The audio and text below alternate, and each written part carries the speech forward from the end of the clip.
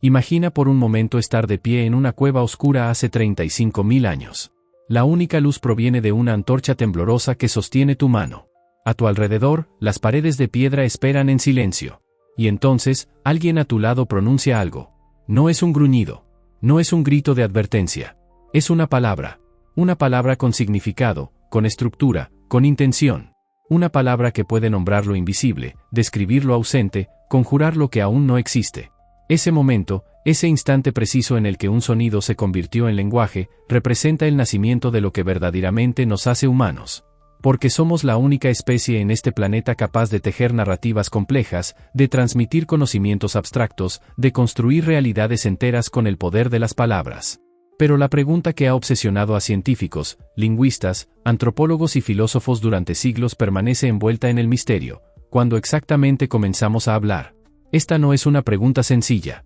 No podemos retroceder en el tiempo y escuchar las primeras conversaciones de nuestros ancestros. Los órganos del habla, la laringe, las cuerdas vocales, la lengua, todos ellos tejidos blandos, desaparecieron hace milenios sin dejar rastro en el registro fósil. Sin embargo, la ciencia moderna ha encontrado formas ingeniosas de rastrear las huellas del lenguaje a través del tiempo. Hoy, gracias a descubrimientos revolucionarios en genética, neurociencia, paleontología y arqueología, estamos más cerca que nunca de desentrañar este enigma fundamental de nuestra existencia. Bienvenidos a Génesis Humana. En este viaje extraordinario, exploraremos las evidencias científicas más recientes que nos acercan al momento exacto en que los humanos comenzaron a hablar. Descubriremos cómo un diminuto cambio en nuestro ADN pudo haber desencadenado la revolución comunicativa más importante de la historia. Conoceremos las pistas anatómicas que nuestros ancestros dejaron grabadas en huesos fosilizados.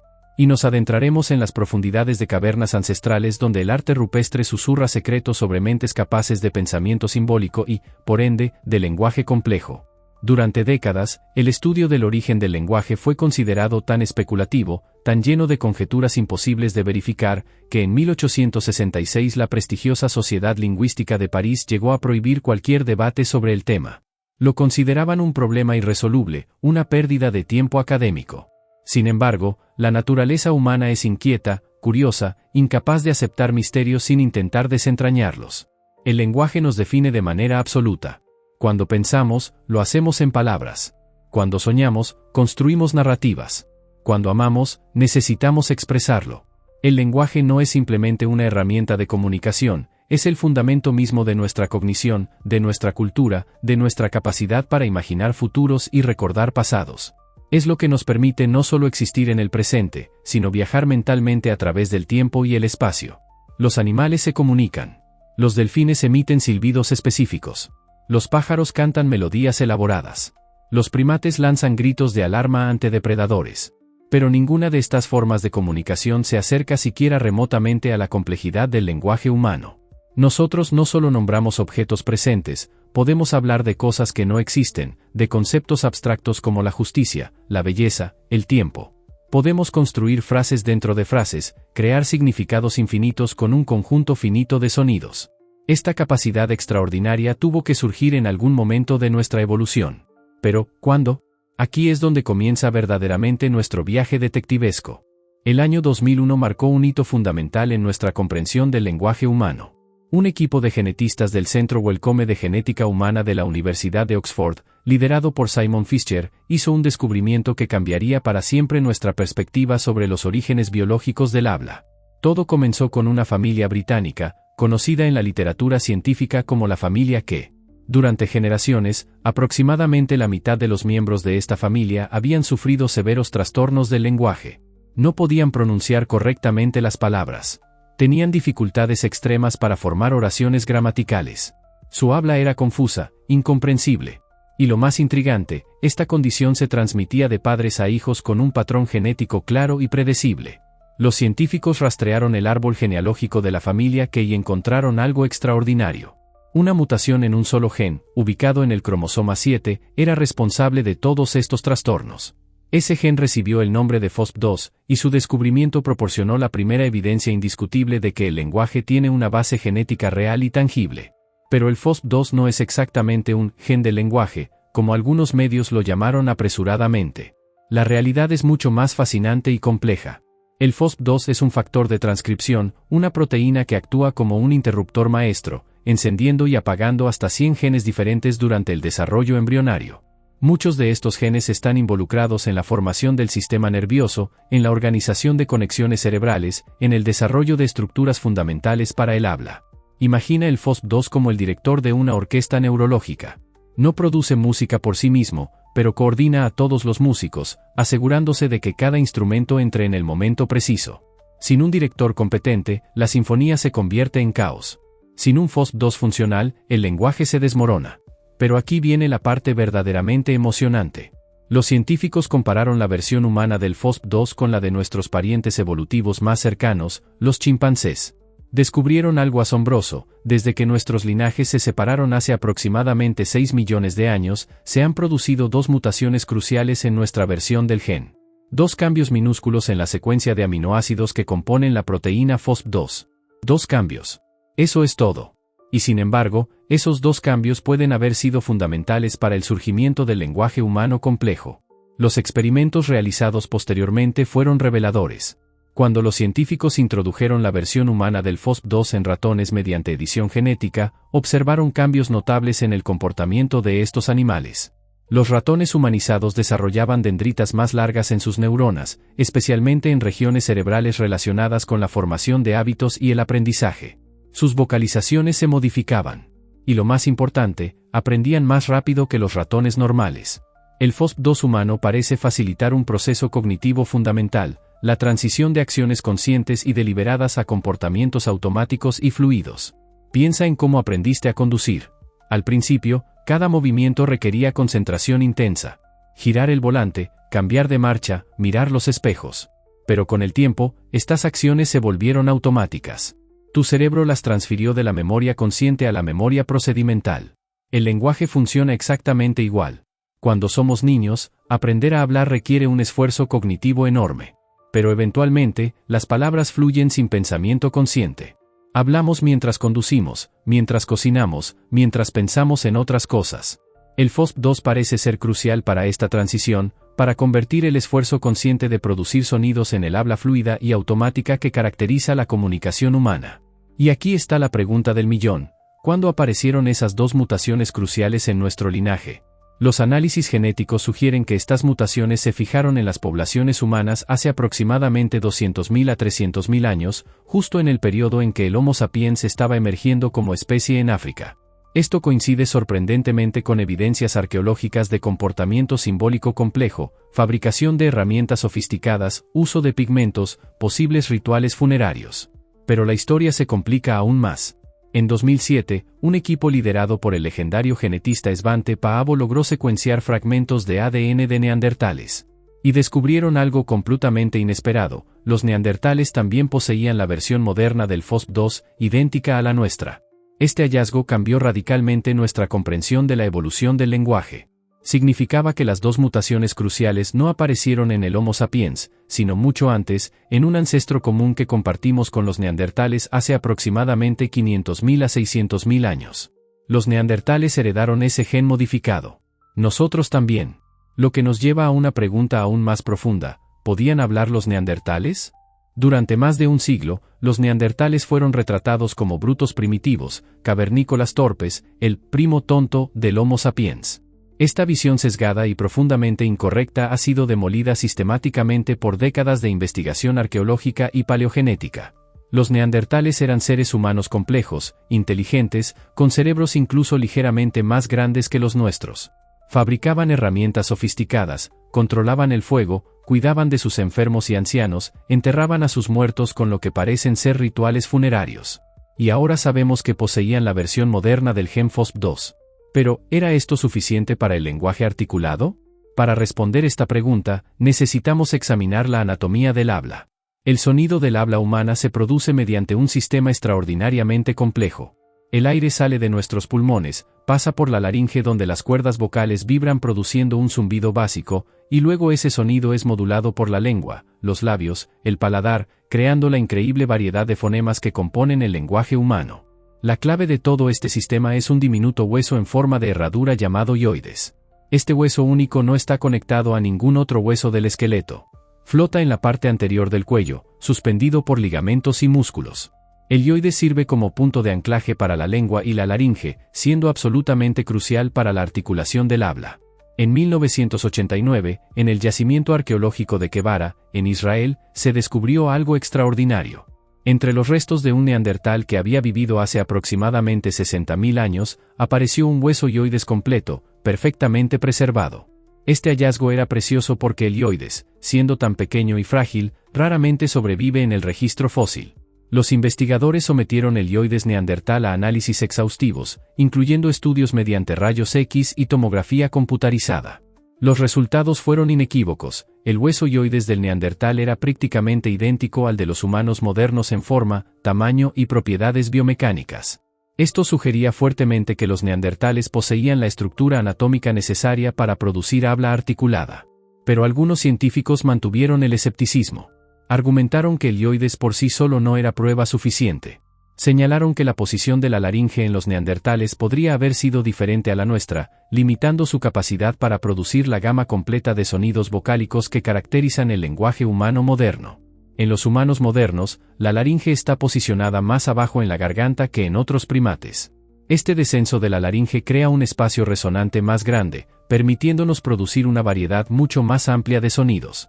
Pero este diseño tiene un costo, nos hace más propensos a atragantarnos con la comida. Es un compromiso evolutivo, un riesgo que vale la pena por el beneficio del habla compleja. Los análisis de los cráneos neandertales sugieren que su laringe estaba posicionada ligeramente más alta que la nuestra, aunque más baja que en otros primates. Esto significaría que podían producir muchos sonidos del habla, aunque quizás no el rango completo de vocales que usamos nosotros. Sin embargo, estudios recientes sugieren que incluso con este espacio más limitado, los neandertales habrían podido articular al menos 10 sonidos distintos, más que suficientes para un lenguaje funcional. Pero la evidencia más convincente vino de un ángulo completamente diferente, el oído. Un equipo liderado por Ignacio Martínez Mendizábal, de la Universidad de Alcalá, realizó un estudio revolucionario. Utilizando técnicas de tomografía computarizada, reconstruyeron virtualmente las cavidades del oído externo y medio de varios fósiles de homínidos encontrados en la cima de los huesos de Atapuerca, en España. Estos fósiles tienen aproximadamente 450.000 años de antigüedad y pertenecen a ancestros de los neandertales. Los investigadores crearon lo que llamaron una audiometría virtual, determinando exactamente qué frecuencias de sonido podían escuchar estos antiguos humanos. Los resultados fueron asombrosos.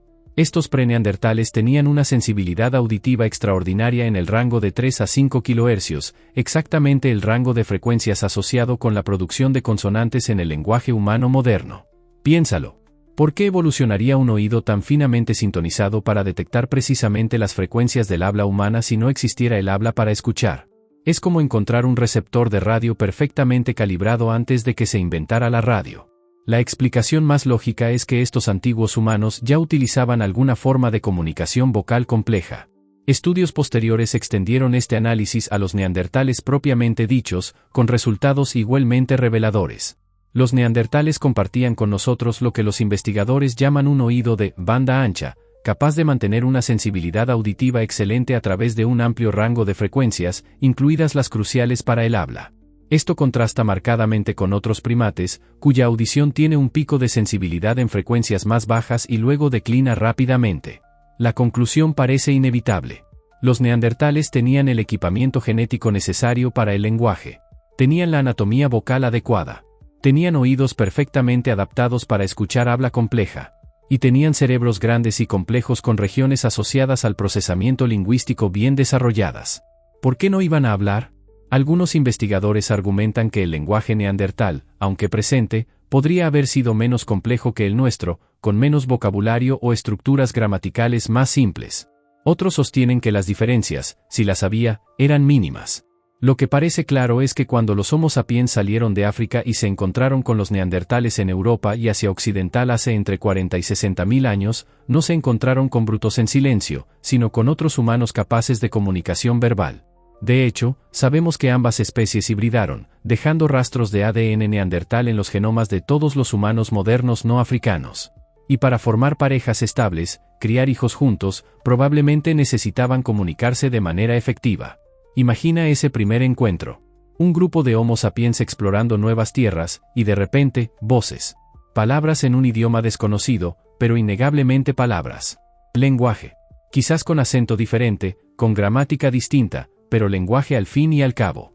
El encuentro entre dos especies humanas parlantes que compartían ancestros comunes cientos de miles de años atrás. Si los neandertales podían hablar, y si ellos y nosotros heredamos las mutaciones cruciales del FOSP2 de un ancestro común, entonces el origen del lenguaje se remonta mucho más atrás de lo que se pensaba tradicionalmente. Pero, ¿cuán atrás exactamente? Las evidencias genéticas y paleontológicas apuntan hacia el Homo heidelbergensis, una especie que vivió hace entre 600.000 y 300.000 años. Los Homo heidelbergensis fueron los primeros humanos en colonizar de manera permanente Europa, adaptándose a climas mucho más fríos que los de África.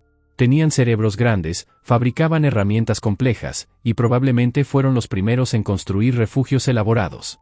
En los yacimientos de Atapuerca, además de los estudios auditivos que mencionamos, se han encontrado huesos y oides de Homo heidelbergensis muy similares a los nuestros. También han aparecido evidencias de lateralidad cerebral, es decir, especialización hemisférica. En la mayoría de los humanos modernos, el hemisferio izquierdo del cerebro se especializa en funciones lingüísticas.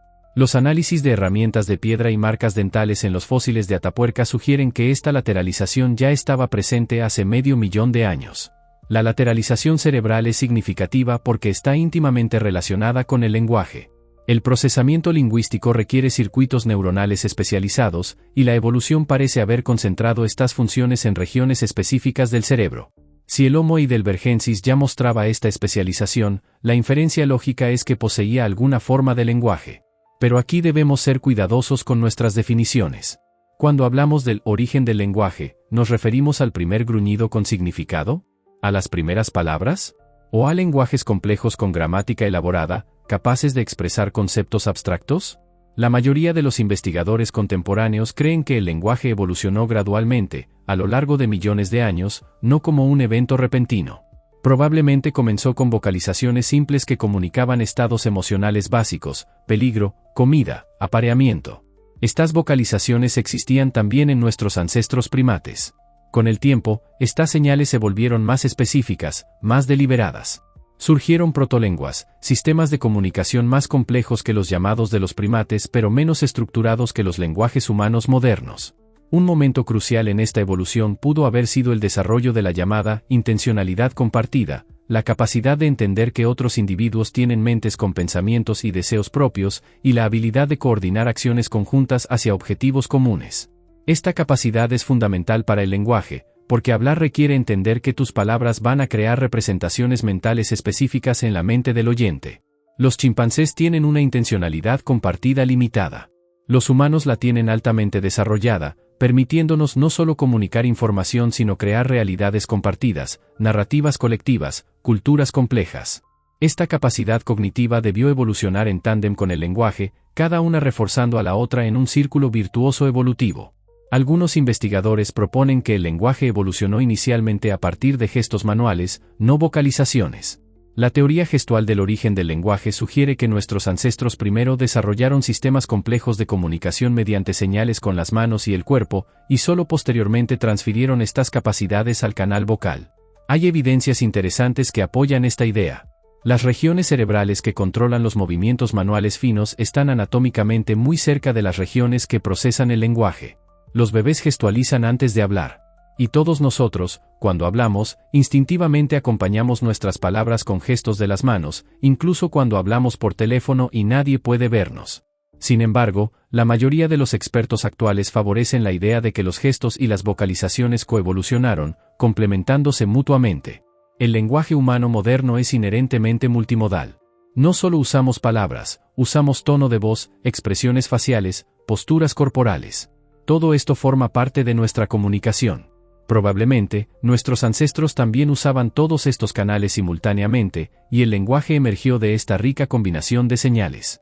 Si queremos entender cuándo el lenguaje humano alcanzó su forma moderna y compleja, debemos buscar evidencias de pensamiento simbólico avanzado. Porque el lenguaje complejo y el pensamiento simbólico están inextricablemente unidos. No puedes tener uno sin el otro. Y aquí es donde el arte rupestre entra en nuestra historia de manera espectacular. Hace aproximadamente 40.000 años, algo extraordinario comenzó a suceder en las cavernas de Europa. Los humanos empezaron a crear arte. Arte sofisticado, bello, conmovedor. Pinturas de animales ejecutadas con maestría técnica. Manos estampadas en las paredes.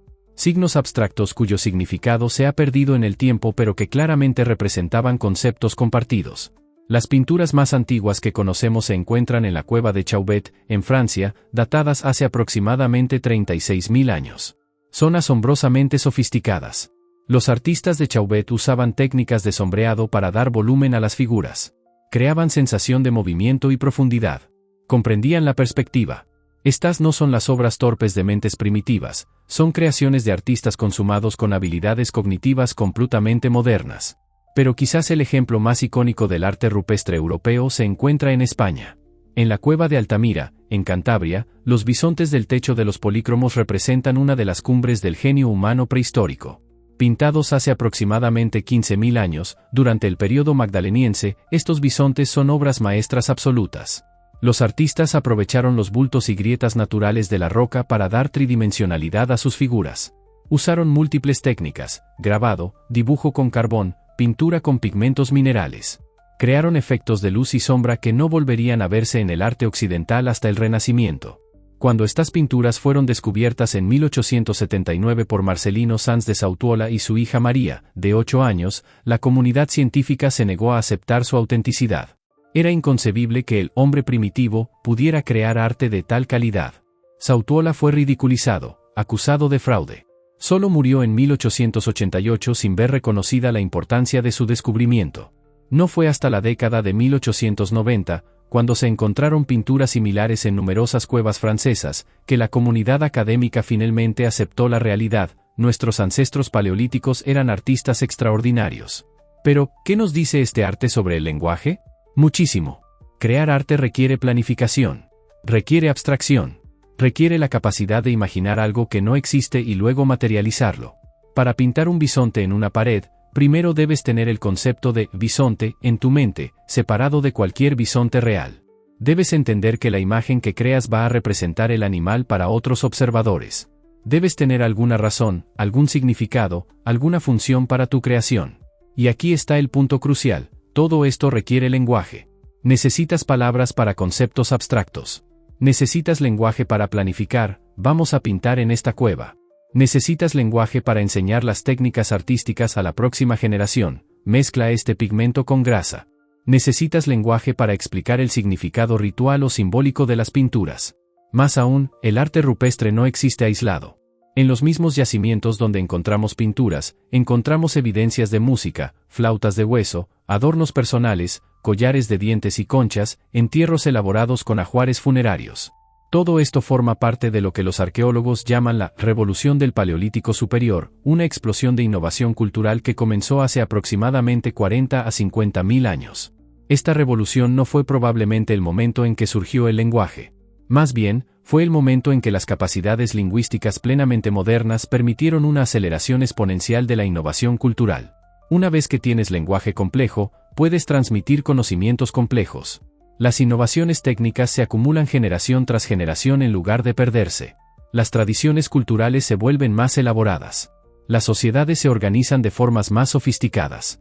Algunos investigadores han sugerido que el arte rupestre mismo era una forma de escritura antes de la escritura, un sistema de símbolos que comunicaban información importante para el grupo.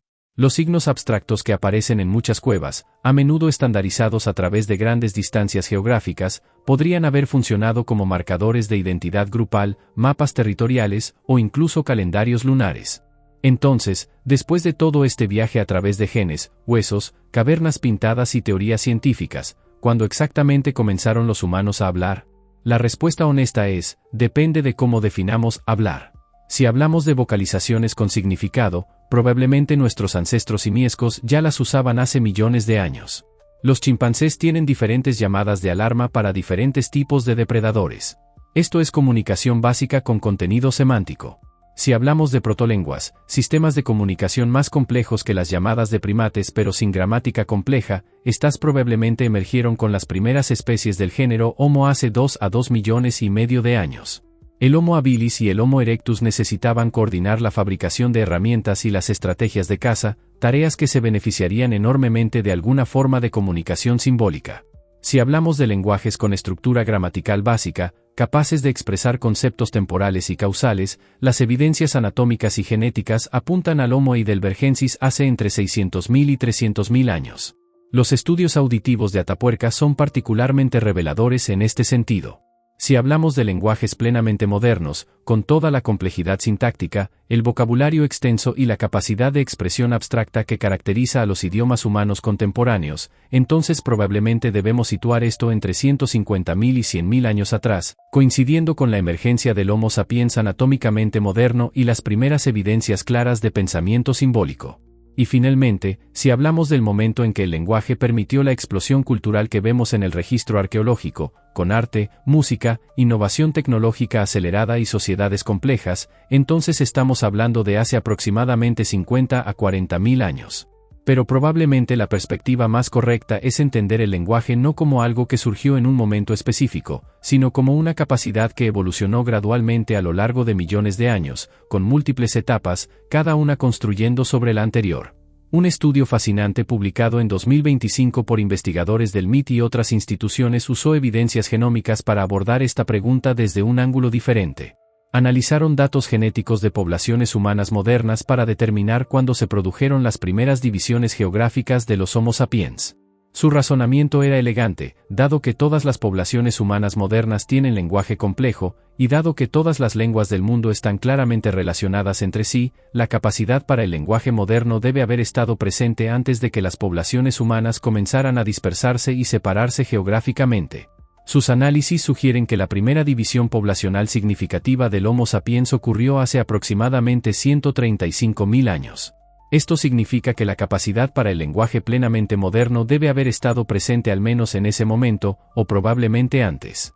El estudio propone que el lenguaje pudo haber entrado en uso social generalizado hace aproximadamente 100.000 años. Esta fecha se alinea bien con otras evidencias. Hace aproximadamente 100.000 años vemos las primeras conchas marinas perforadas usadas como cuentas de collar en África. Vemos el uso de pigmentos ocre, posiblemente para pintura corporal. Vemos herramientas más estandarizadas y complejas. Todos estos son indicadores de comportamiento simbólico complejo, que requiere lenguaje. Una pregunta profunda emerge de toda esta investigación: ¿por qué solo los humanos desarrollaron lenguaje complejo? Los neandertales parecían tener las capacidades básicas, pero se extinguieron hace 30.000 años sin dejar sistemas de escritura ni tradiciones lingüísticas que podamos estudiar directamente. Los primates modernos son inteligentes, sociales, pero ninguno desarrolló algo remotamente similar al lenguaje humano a pesar de tener millones de años para hacerlo. La respuesta probablemente reside en una convergencia única de factores evolutivos. El lenguaje requiere no solo inteligencia general, sino un conjunto específico de adaptaciones. Necesitas el control motor fino de la lengua y los labios. Necesitas circuitos cerebrales especializados para procesamiento sintáctico. Necesitas capacidades auditivas específicas. Necesitas teoría de la mente, la capacidad de entender que otros tienen pensamientos y creencias diferentes a los tuyos. Necesitas memoria de trabajo robusta para construir y procesar oraciones complejas. Necesitas la motivación social para comunicarte de manera elaborada. Cada una de estas capacidades por separado puede surgir en diferentes especies. Los loros tienen control vocal excepcional. Los delfines tienen sistemas de comunicación sofisticados. Los primates tienen teoría de la mente. Pero en los humanos, todas estas capacidades convergieron y se amplificaron mutuamente. Y una vez que el lenguaje surgió, creó presiones selectivas que favorecieron su mayor desarrollo. Los individuos con mejores habilidades lingüísticas podían enseñar mejor, aprender mejor, cooperar mejor, y por tanto tenían mayor éxito reproductivo. El lenguaje también transformó la evolución cultural humana. Con lenguaje, el conocimiento se convierte en acumulativo. No solo heredamos genes de nuestros padres, heredamos culturas enteras, transmitidas verbalmente de generación en generación. Esta herencia dual, genética y cultural, ha sido el motor del éxito extraordinario del Homo sapiens como especie. Y hay algo más, algo profundo que el lenguaje nos otorgó: la capacidad de construir realidades compartidas que existen solo en nuestras mentes colectivas. Conceptos como dinero, leyes, naciones, religiones, no tienen existencia física. Son ficciones consensuadas, pero ficciones inmensamente poderosas que permiten la cooperación masiva entre millones de extraños. Ninguna otra especie puede hacer esto. Y todo depende del lenguaje. Aquí estamos, al final de nuestro viaje a través del tiempo, rastreando los orígenes de lo que nos hace humanos. Hemos explorado genes y huesos fósiles. Hemos escuchado los ecos de voces ancestrales en cavidades de oídos preservados en piedra. Hemos contemplado bisontes pintados hace 15.000 años por manos tan capaces como las nuestras. ¿Cuándo comenzamos a hablar? La verdad es que no hubo un único momento mágico. No hubo un amanecer en particular en que un ancestro pronunciara la primera palabra verdadera y todo cambiara instantáneamente. El lenguaje emergió gradualmente, dolorosamente, a lo largo de cientos de miles, quizás millones de años. Fue un proceso evolutivo, con muchos pasos intermedios, muchos callejones sin salida, muchos intentos y errores. Pero podemos decir con cierta confianza que hace aproximadamente 100.000 a 150.000 años, nuestros ancestros directos, Homo sapiens tempranos en África, ya poseían lenguajes complejos, completos, capaces de expresar toda la gama de pensamientos y emociones humanas. Podían contar historias. Podían planificar el futuro. Podían recordar el pasado colectivamente. Podían enseñar a sus hijos no solo cómo hacer algo, sino por qué hacerlo, qué significaba, cómo encajaba en la comprensión más amplia del mundo. Y con ese don del lenguaje, transformaron el planeta. Salieron de África y colonizaron cada continente excepto la Antártida. Se adaptaron a desiertos abrasadores y tundras heladas. Navegaron océanos. Construyeron ciudades. Crearon ciencias, artes, filosofías. Y todo comenzó con palabras. Con la capacidad de nombrar cosas que no existen, de compartir conocimientos que trascienden la experiencia individual, de construir significados colectivos. El lenguaje nos hizo humanos. Nos permitió cooperar en niveles sin precedentes. Nos permitió acumular conocimientos a través de generaciones. Nos permitió imaginar futuros alternativos y trabajar para realizarlos. Cada tecnología que usamos, cada idea que pensamos, cada relación que formamos, todo está mediado por el lenguaje. Y sin embargo, a pesar de toda nuestra comprensión científica, el lenguaje conserva un elemento de magia. Las palabras son solo vibraciones de aire, patrones de sonido, marcas en una página. Pero de alguna manera, milagrosamente, pueden hacer que una mente entienda lo que otra mente está pensando. Pueden hacer que alguien llore por eventos que nunca ocurrieron en historias que nunca fueron reales. Pueden iniciar revoluciones y declarar amor eterno.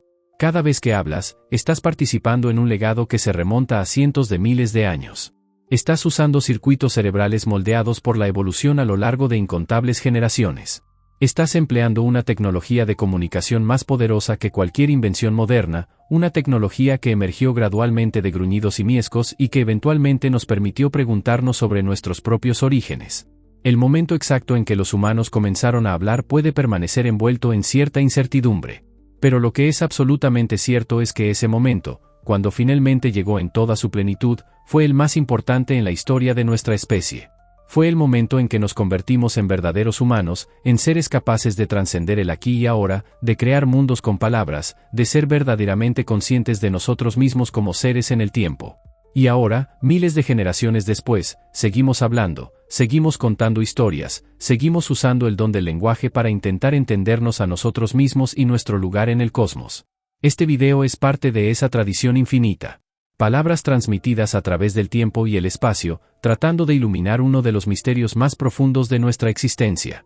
Gracias por acompañarnos en este viaje extraordinario. En Génesis Humana, seguiremos explorando los grandes misterios de nuestros orígenes. Porque entender de dónde venimos es esencial para comprender quiénes somos y hacia dónde vamos. Hasta la próxima. Sigue preguntando. Sigue buscando. Sigue usando el don milagroso del lenguaje para explorar las maravillas de la existencia humana.